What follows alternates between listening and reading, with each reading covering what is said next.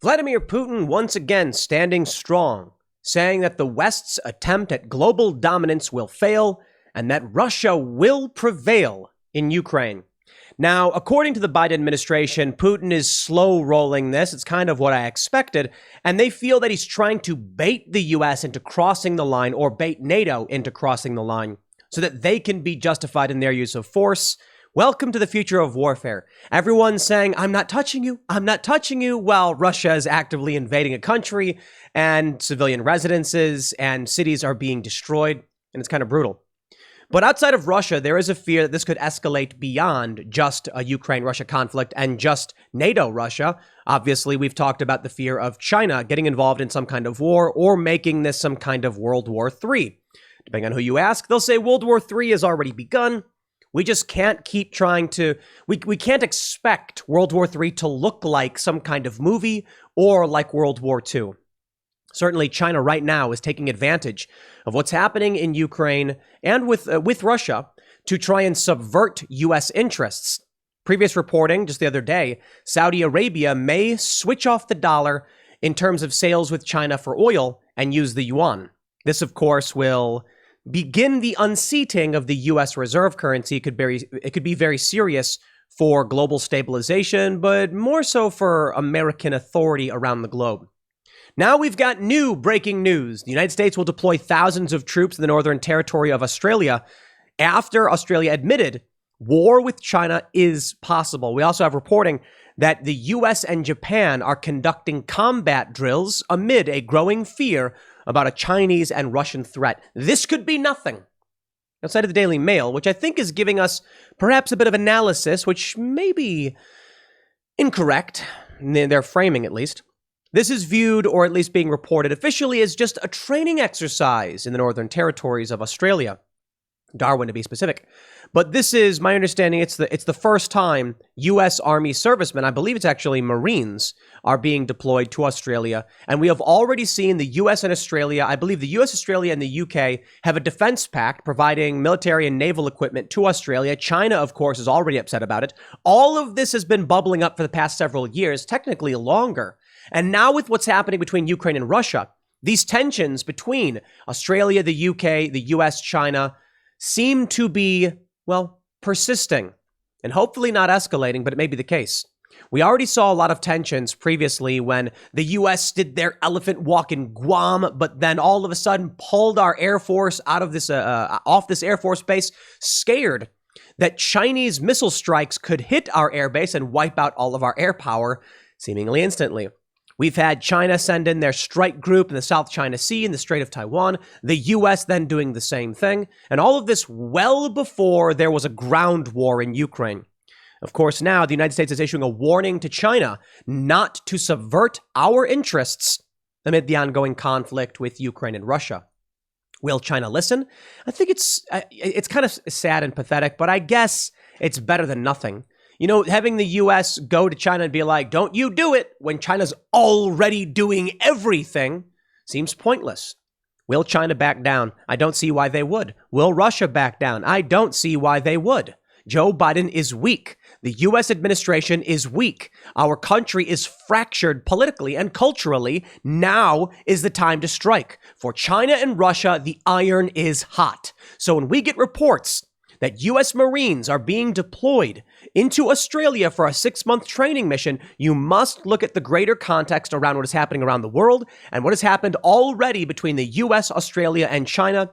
And then I think it is fair to say, perhaps these training drills do have a strong correlation with what is happening internationally in terms of war. It's not just that the U.S. and Australia are going to say, let's just train together. No, it's probably more to do with what's happening in terms of conflict. ABC News says Japan-U.S. Marine combat drills held amid China and Russia worry. You see, China and Russia are worried about what we're doing, we're worried about what they're doing, and no one's going to back down. Well, let's get into the news and see if there is a real prospect for an escalation of this war, a potential hot World War III globally. Maybe not, I don't like to say it. But let's read the news. Before we get started, head over to timcast.com. Become a member if you would like to support our work. As a member, you are keeping all of our journalists gainfully employed and making sure the website functions. But you'll also get access to exclusive members-only podcasts from Timcast IRL with our guests Monday through Thursday. So definitely become a member at timcast.com. But don't forget to smash that like button right now, subscribe to this channel, and share the URL. Post it wherever you can, Facebook, Twitter, Gab, whatever it is you use. And tell people to give it a watch. That's the best way to support the work that I'm doing right here in this video. But let's read the first story from the Daily Mail. The United States will deploy thousands of troops in the Northern Territory after Australia admitted war with China is possible. Thousands of American soldiers trained to use surface-to-air missile systems, high-mobility artillery rockets, and unmanned aircraft are bound for Australia as tensions grow with China. The rotational U.S. Marine Force of about 2,200 servicemen and women will be based in the Northern Territory during the upcoming dry season from September. It is the 11th deployment to the top end, and for the first time will include 250 U.S. Army personnel, the Australian Defence Force announced. The contingent is part of an ongoing U.S. initiative in the Indo-Pacific region to prepare for a possible Chinese invasion of Taiwan in coming years. Defense Minister Peter Dutton in September warned conflict with China shouldn't be discounted. And on Wednesday, told the U.S. Studies Center, Beijing, may look to U.S. Studies Center, Beijing may, you need a comment there, guys. Beijing may look to annex Taiwan while the world is preoccupied with Russia's invasion of Ukraine. The Marine deployment will complement that enhanced air cooperation program between the Royal Australian Air Force and the United States Air Force. About 1,000 Marines have already landed in Darwin. They will train with the ADF to ensure they are able to respond to crises in the region. That could include humanitarian assistance, disaster relief, evacuation missions, and reinforcing U.S. embassies or military operations. Darwin's location just south of more than a dozen Asian countries and some of the world's busiest shipping lanes makes it a strategic stepping-off point. The training will include live-fire military exercises to improve cohesion between Australian and U.S. forces and those of other regional allies. Commander of the ADF's Northern Force, Colonel Marcus Constable, said the U.S. alliance was Australia's most important defense relationship and central to the nation's security plan.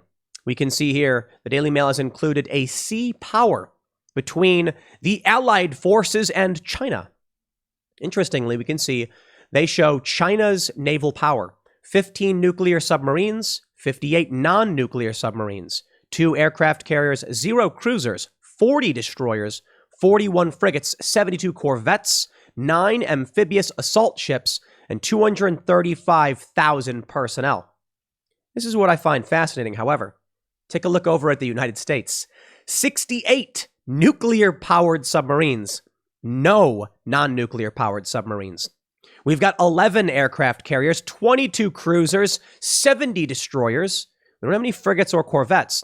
31 amphibious assault ships and 347,200 personnel. The question, however, is the U.S. split on too many fronts? Can you actually compare the U.S. naval power to China when the U.S. Navy has to deal with, say, Venezuela, with, the Gulf region in the Middle East? I don't think it's fair to say we can just compare one-to-one. China is going to be heavily focused with their naval power, for the most part, near Taiwan. The U.S. is spread thin. However, we still have the U.K. with 10 nuclear subs, 2 aircraft carriers, 6 destroyers, 13 frigates, 25,600 personnel. And Australia with 6 non-nuclear subs, 3 destroyers, 8 frigates, 2 amphibious assault ships, and 13,800 personnel. We don't know exactly how things would play out. But if you think it's going to be a sweep by the Western forces, you would be incorrect, man. China, well, truth be told, we don't know what'll happen, because if you think the weapons we can see with our eyes are all that is available to our militaries, you would be absolutely insane. The Manhattan Project, man. Nobody knew it was coming. Speculation existed. Newspapers were reporting, what could it be? A death ray?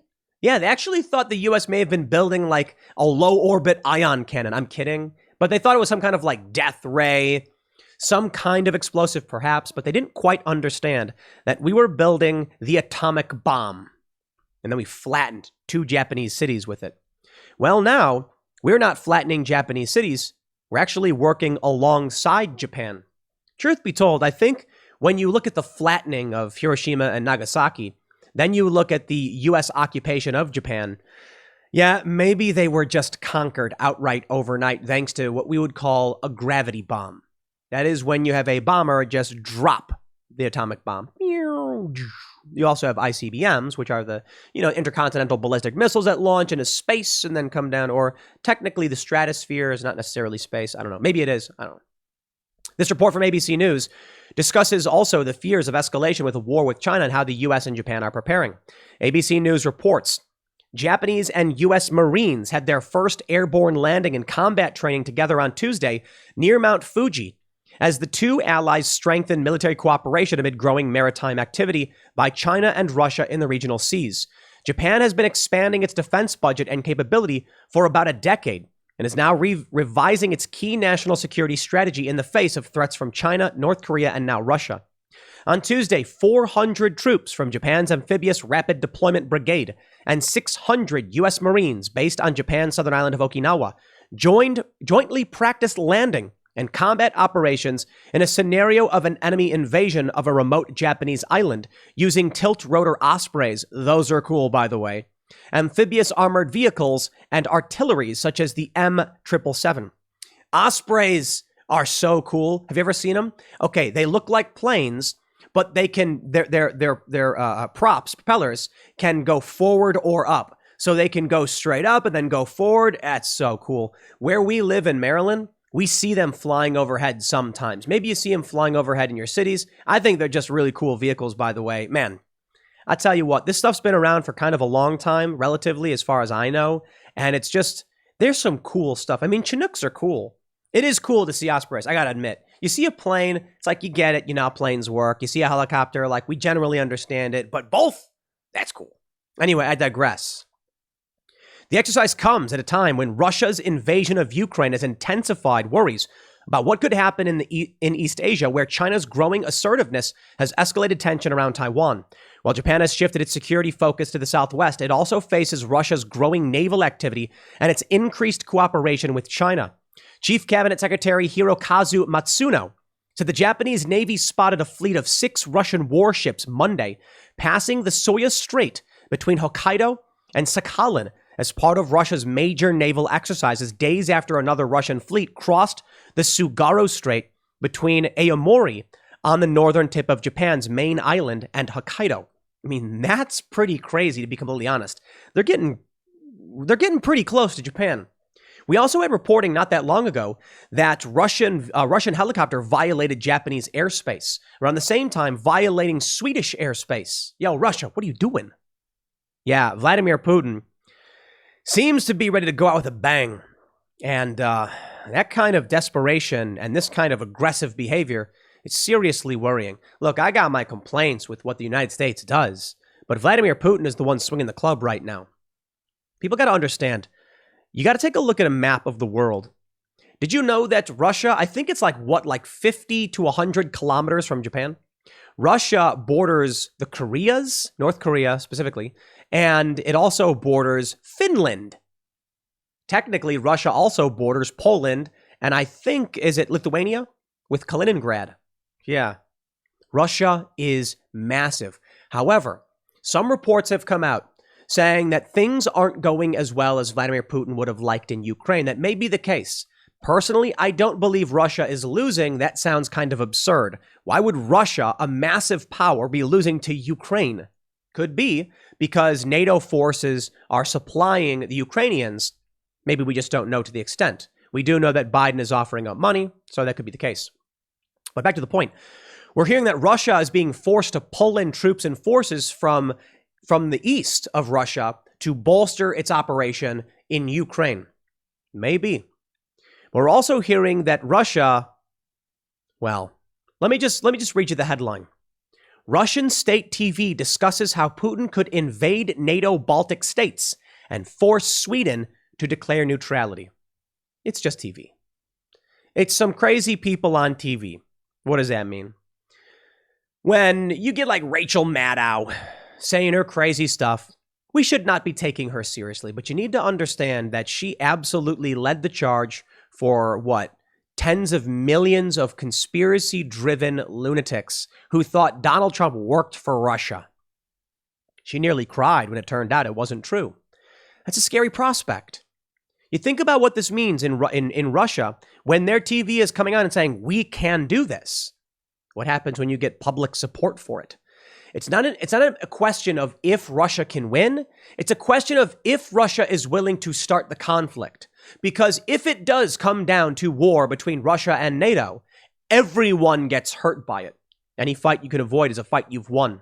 But Vladimir Putin doesn't seem all too happy about what's going on.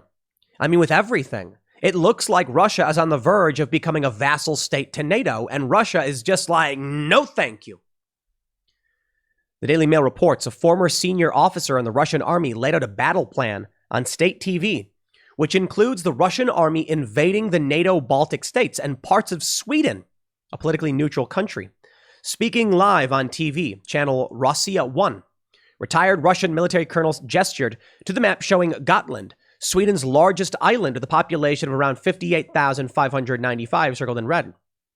Pointing at a map, Colonel Igor Korotchenko, formerly of the Russian General Staff and Air Force and currently a reserve officer, said at the start of the invasion, a massive Russian radio electronic strike is inflicted, as all NATO radars go blind and see nothing, according to The Sun. This was how the scenario for capturing the countries might look, he added. They even have pictures. Look at this. They show personnel standing in Poland, Lithuania, Latvia, and Estonia with Gotland circled.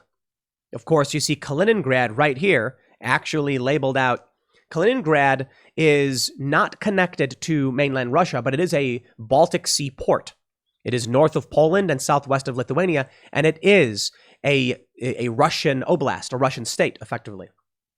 They say Sweden has been politically neutral throughout its recent history, but Russia's invasion of Ukraine brought the prospect of the Nordic country joining NATO to the fore of political discussion. Russia has threatened Sweden and Finland over NATO membership repeatedly since the invasion began. At this time, on the Swedish island Gotland, Russian military planes land delivering S-400 anti-aircraft missile systems and Bastion coastal anti-ship systems, said Colonel Korchenko. In the video, a border area labeled the Suwalki Gap is shown, the gap between Belarus and Russia's Kaliningrad exclave, a leftover territory annexed from Germany after the Second World War. Colonel Korchenko explained how Russia would push up from Kaliningrad towards the Suwalki corridor, separating Poland and Lithuania, blocking NATO reinforcements from the west. I gotta say, isn't this, if you listen to all of my shows, you heard me say this. Now, I never said it would be definitive. I never said they would do this. I said, is it possible? If you take a look at the map, you can see Belarus. Let's not pull up Pinterest. Let's actually just pull up this. If you take a look at Belarus right here and Kaliningrad here, there is a section of land between Poland and Lithuania. And I actually said this. What if from Belarus, Russian forces meet halfway with the Belarusians and cut off Lithuania from Poland? I did say that. Now, I don't know if that's going to happen, but certainly now they're talking about it on TV. I think everybody sees the same opportunities. It's kind of worrying. In the video, a border area called the Suwalki Gap is shown. This is what we saw. Colonel Kalichko explained how Russia would push up from Kaliningrad towards Suwalki corridor. The astonished West and NATO will know that Russia declares a no-fly zone of 400 kilometers. The entire Baltic Sea would then be open to Russian forces. The scenario ends with the new Baltic states' governments pledging allegiance to Moscow, while Sweden agrees to perpetual neutrality and a 99-year lease on Gotland. That's amazing. We're going to invade you, and then you'll agree to a lease. That's called occupation. Spare me your spin. The program went out on Russian television as the end of last year, but was posted by Ukrainian government advisor Anton Gerashenko. You see, it looks like Russia's been thinking about this for some time. Only days ago, NATO sent tens of thousands of troops, including Royal Marines, and an aircraft carrier, destroyer ship, and a nuclear-powered attack sub to Norway, which borders Russia. Troops from 28 countries in Europe and North America are involved in war games on Russia's border, set to last around a month. So let me just slow things down, my friends. Back to the main point. The U.S. is deploying Marines to Australia, concerned about a war with China. The US and Japan are conducting drills. There is a massive war game with 35,000 troops, 200 aircraft, 50 vessels involved in cold response, including roughly 900 Royal Marines who will spearhead the UK involvement. All of this happening Norway, which borders Russia. Do you think Russia and China are sitting back being like, it's no big deal? Or do you think they're sitting back looking at this and saying, the US is preparing for war? Yeah, it seems like the US is preparing for war. We can see this is the HMS Prince of Wales, pictured taking part in Cold Response 22.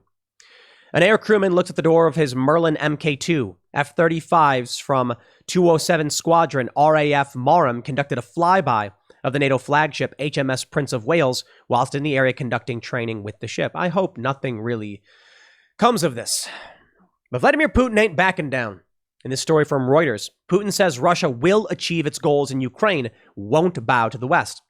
Vladimir Putin said on Wednesday that Russia would achieve its goals in Ukraine, would not submit to what he called a Western attempt to achieve global dominance and dismember Russia.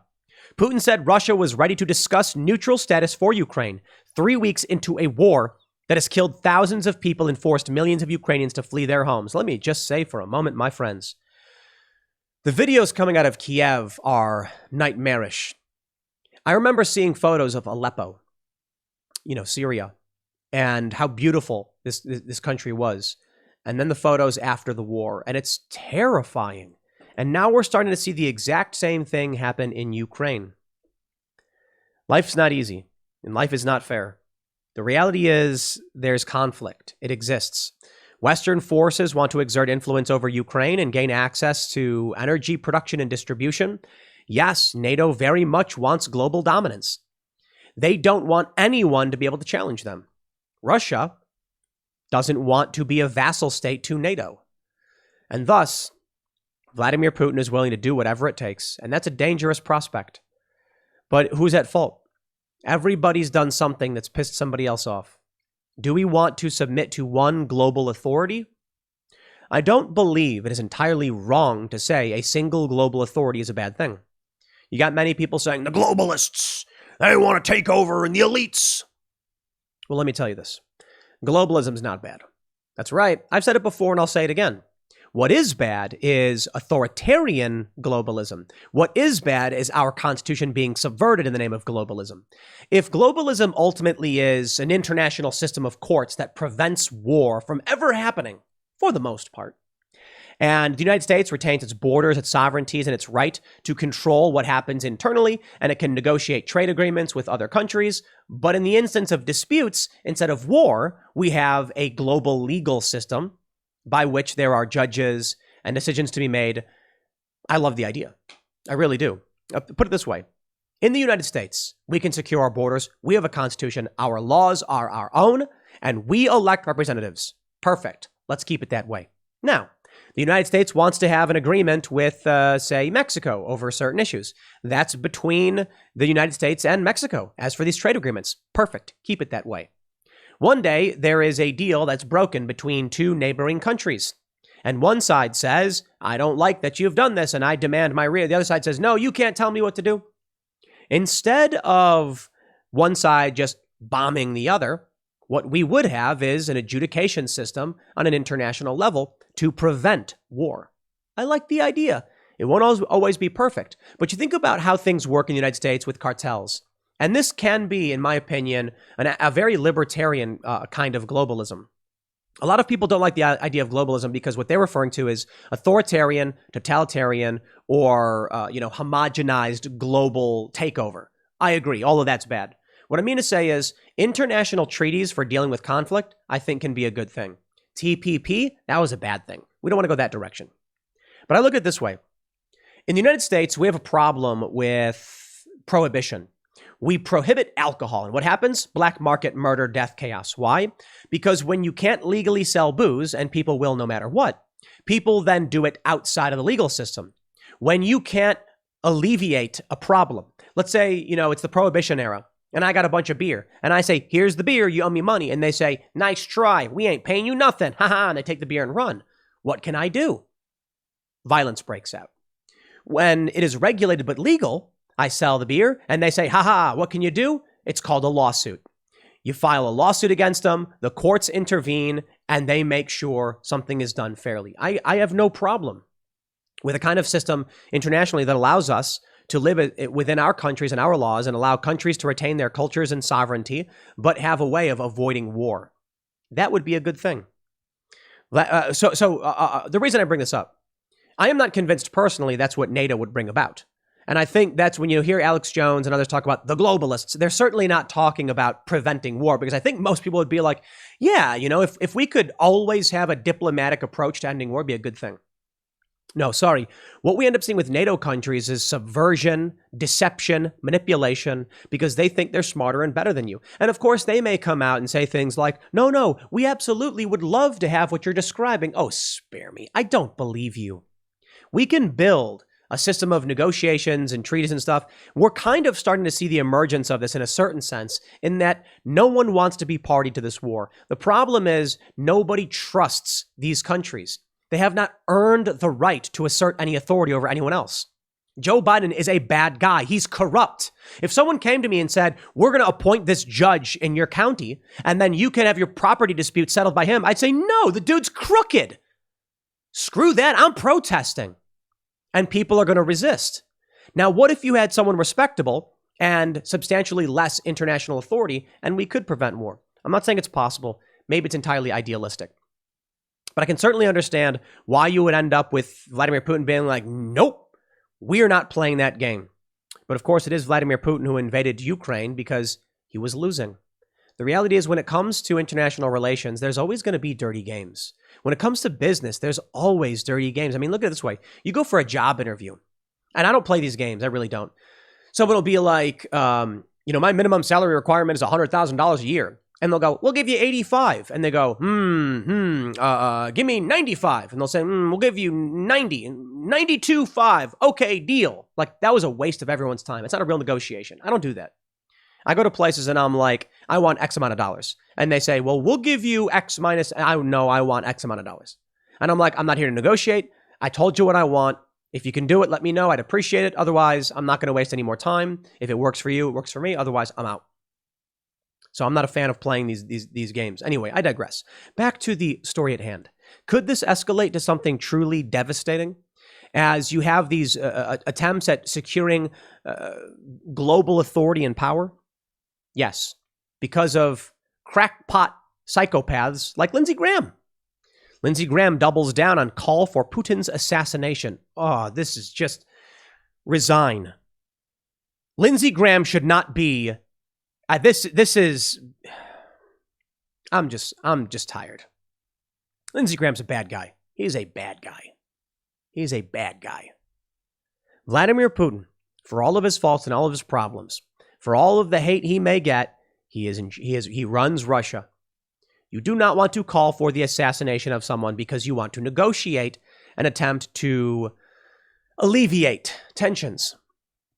We are not right now at war with Russia. So let me say, if Russia was operating concentration camps, I guess like the Chinese Communist Party was, if Russia was directly involved in a genocide, China, how's it going? And then we were at war with them, and they were invading other countries, perhaps then if someone came out and said the leader of that country needs to be removed by any means necessary, I'd be like, that's tough, man. But we're beyond negotiations, we're at war. Right now, we're not at war with Russia. Or so we think. Yeah, if Vladimir Putin was assassinated, I don't think it would end this conflict. I think it would maybe in the next 10 or 20 years result in things fizzling out, but Vladimir Putin's almost 70 years old as it is. What's the point of calling for this? What's the point of Lindsey Graham being like, we got to give these planes to Ukraine. It won't start World War III. Bro, why are we involved? Russia is because they want to be the world police. Because you take a look at how these systems operate. I don't want to live under a totalitarian global regime of world police with a homogenized culture. Sorry. You know what makes me sad? Let me tell you what makes me sad. I went to Japan once. And actually, it's interesting. I went to Fukushima. Many of you maybe heard the story. And I went to, I think we went to Shinjuku. We went to, what's the name of that big crosswalk? You know what I'm talking about. It was cool seeing the neon lights, the billboards of anime characters, and the Plinko gaming areas, the fun restaurants. I sang karaoke with one of our friends, our fixer, who brought us into Fukushima. She passed away of cancer, unfortunately, but we got to sing. It was so much fun. It was such a different world in a lot of ways. We parked our car. We drove into this garage where there was a big disc, like on the ground, a big circle. You park on it, you get out, and then you pay, and then it goes down and the car spins, and then it pushes your car into a parking space in this underground, like vending machine, like parking lot. So cool. When we came back to get our car, it opened up and comes out, and we're like, whoa, look at that. It's so cool. I went to the Bahamas once, and when I got off the cruise ship, what did I see? Was it local cuisine? Interesting culture? No, it was McDonald's, Starbucks, Gucci, Dolce & Gabbana, Hard Rock Cafe, and I was just like, wow. I've been to so many countries where I wanted to see the uniqueness of their worldview and their culture because I think decentralization, distributed worldview is a good thing. And the world is increasingly becoming homogenized under a handful of corporations. That's what's scary. That's what I don't like about NATO. I don't like going somewhere and just seeing the same generic homogenized fast food garbage. I like people who have something unique to bring to the table, and I like people who retain their own cultures. Instead, we do have America, this great melting pot. That's cool too. It's cool to see how people come together and their ideas become something new and unique, like Chinese food, or Indian food, which is not at all like Chinese or Indian, or Thai food. Like America has their own weird version of these cultural dishes. Here's what I fear. Under people like Lindsey Graham, who want to kill people like Putin, under NATO, you're going to get a world where there's no point in traveling. And they don't want you to. Why? Well, you fly to Japan and what do you get? McDonald's. And people are going to all speak mostly the same language or not. That's the homogenized world they want to bring. I don't want that. What I want is a world where cultures can have their own laws, rules, and live the way they choose, but we don't have war. It's maybe a little idealistic, maybe naive to think that we ever could get to that point. It's preferable to what we have now. And maybe that's a challenge. Maybe until there is some kind of global authority, we will have war. But it's tough. We don't want nuclear war because we don't want to annihilate ourselves. But what's more important? Diversity around the planet. A diversity of cultures and ideas, which sometimes lead to war, or homogenization so that we can avoid it. I think homogenization will result in stagnation and demise. Diversity of ideas can ultimately lead to culture clashes and conflict, so it's hard to know how things should or could be done. But I will tell you this, for the time being, perhaps it is myopic, perhaps it is nearsighted, but I certainly think it's wrong for people like Lindsey Graham to call for the assassination of a world leader, and wrong to engage in world policing the way that we do. Everybody wants to rule the world. NATO is just another group, I suppose. Hopefully it won't result in World War III. I'll leave it there. Next segment's coming up at 8 p.m. tonight over at youtube.com/TimCastIRL. Thanks for hanging out. We'll see you all then.